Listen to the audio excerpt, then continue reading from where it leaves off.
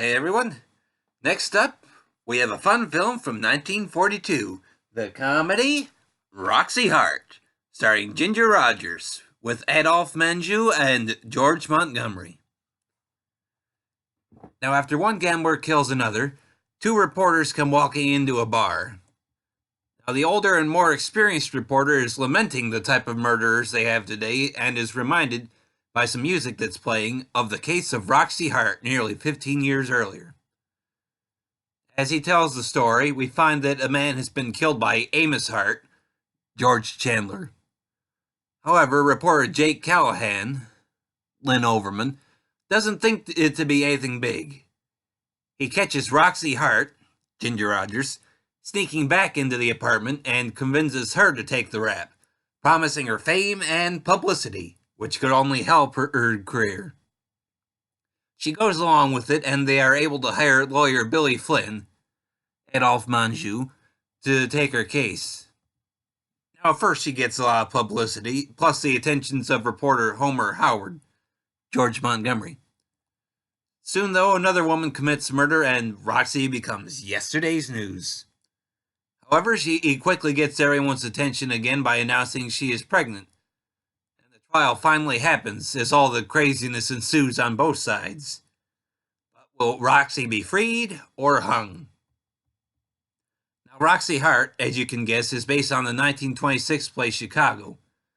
It quickly became a silent film in 1927, and then this version came along in 1942. And of course, Bob Fosse got a hold of it and turned it into a Broadway musical in the 1970s, which was made into a movie in 2002. Now, the 1942 film is different than the others, mainly because it was the only one made during the period that movies were censored due to the code. It had originally been considered as a vehicle for Fox star Alice Faye, but she was pregnant and had to turn it down. Now, Ginger Rogers was fresh off a new contract with RKO Studios, which gave her more freedom in choosing her movies, even allowing her to do movies for other studios. So she wanted the role and got it. Now, right from the start, the movie gives you an idea of what's to come with this dedication.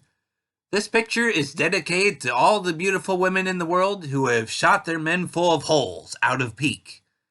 And then follows up with several old newspaper headlines of women getting away with murder in ridiculous fashion. I would definitely say that the movie is very much over the top in style, with performances to match, especially from the constantly gum-chewing Ginger Rogers. From the cat fight in prison, with Ginger fighting another prisoner with the sounds of cat fighting in the background, to some of the random dancing, to the trial itself, this movie's just so much fun. It can and does emphasize the press and the power of fame as the main reason for her taking the rap for her husband, instead of being the killer herself as in other stories. Now, watching the trial and how everybody else always has to get in the photograph is always hilarious.